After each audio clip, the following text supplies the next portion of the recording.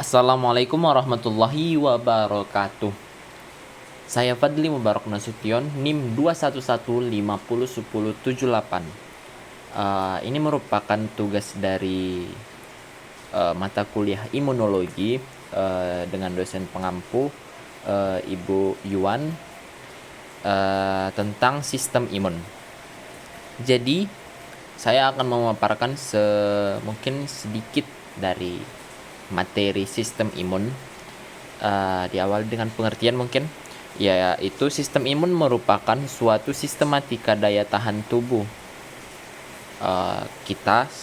kita sebagai sistematikanya yang melakukan pertahanan terhadap serangan substansi asing. Jadi pertahanan itu terhadap apa yang dia tidak kenali ataupun yang asing dari diri dia, itu dia akan melakukan pertahanan yang berasal dari dalam tubuh substansi asing itu ataupun dari luar tubuh.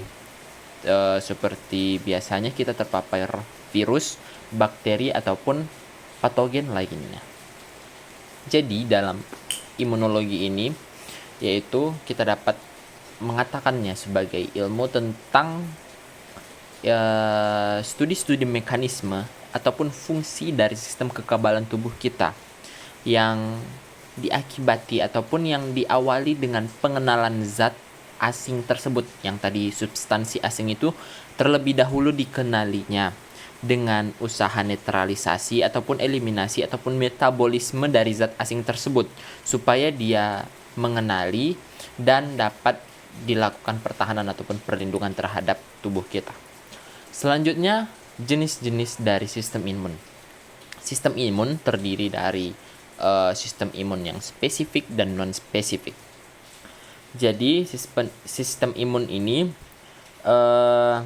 kita nanti dapat melihat dari pembagiannya lagi dari sistem imun yang spesifik itu seperti antigen, antibodi, yang dimana sistem imun spesifik ini terdapat lapisan-lapisan yang dapat menghasilkan suatu zat yang berperan sebagai pelindung bagi tubuh kita, yaitu yang seperti kita ketahui yaitu seperti limfosit T dan limfosit B. Kemudian untuk jenis sistem imun yang non spesifik terdapat sistem imun yang berasal dari eksternal dan internal. Kalau dari eksternal itu seperti dari fisiknya ataupun dari zat-zat kimia ataupun senyawa kimia yang terdapat. Selanjutnya kalau dari internal, sistem imun internal itu kita dapat membaginya lagi untuk fagosit, non fagosit dan pada protein pertahanan. Selanjutnya terdapat beberapa pemicu dari respon imun tersebut seperti DAMPS, yaitu Damage Associated Molecular Pattern, dan Pathogen Associated Molecular Pattern ataupun PAMPS, di mana hal tersebut dapat berperan sebagai respon imun yang nantinya akan mengaktifkan sistem imun kita dan bekerja sebagai imunomodulator ataupun lainnya. Kemudian terdapat beberapa hal yang penting seperti dalam sistem imun ini ada upaya-upaya yang dilakukan oleh sistem imun yang ditujukan untuk mengeliminasi ataupun membunuh dari bakteri ataupun bahan asing tadi, yaitu patogen tersebut yang tidak dibutuhkan sebenarnya oleh tubuh kita ataupun bahan asing tersebut dapat menyebabkan penyakit. Kemudian dari respon imun tadi kita dapat menghasilkan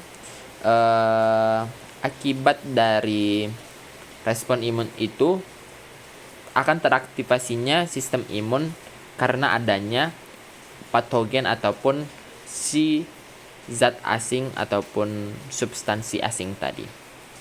Kemudian yang terakhir terdapat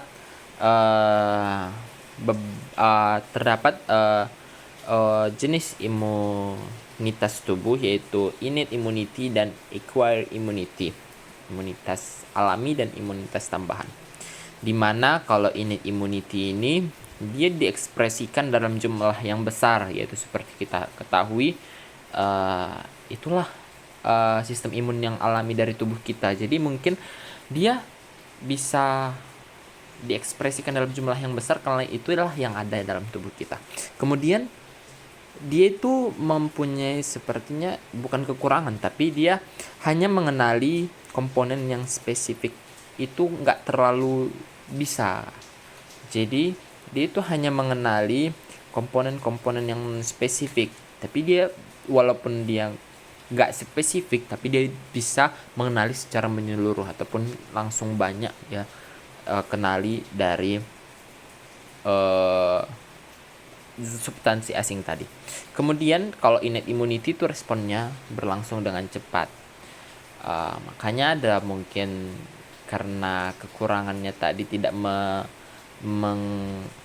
mengenali secara spesifik, dia mungkin dan responnya cepat, jadi terdapat beberapa penyimpangan dalam sistem imun nanti kalau misalnya dia itu kesalahan dalam mengenali. Selanjutnya terdapat acquired immunity. Kalau acquired immunity ini biasanya kebalikan dari sistem imun alami karena mereka bekerja saling melengkapi. Kalau misalnya innate immunity dalam jumlah yang besar diekspresikannya, acquired immunity ini diekspresikan ataupun disalurkan dalam jumlah yang sedikit. Berhubungan dengan faktor selanjutnya, itu mampu mengenali komponen dengan spesifik. Karena dia mampu mengenali dengan spesifik, jadi dia nggak perlu banyak-banyak untuk mengeluarkan ataupun mengekspresikan imunitas ataupun sistem imunnya. Dia langsung dapat mengatasi gangguan ataupun substansi asing tadi secara langsung dengan jumlah yang sedikit, yaitu karena dia bisa mengenalinya dengan spesifik. Kemudian responnya yang lama karena dia harus dalam mengenalinya itu dia membutuhkan mekanisme yang teratur dan cukup relatif lama dibandingkan dengan innate immunity tadi. Mungkin cukup sekian dari penjelasan sama saya mengenai sistem imun. Assalamualaikum warahmatullahi wabarakatuh.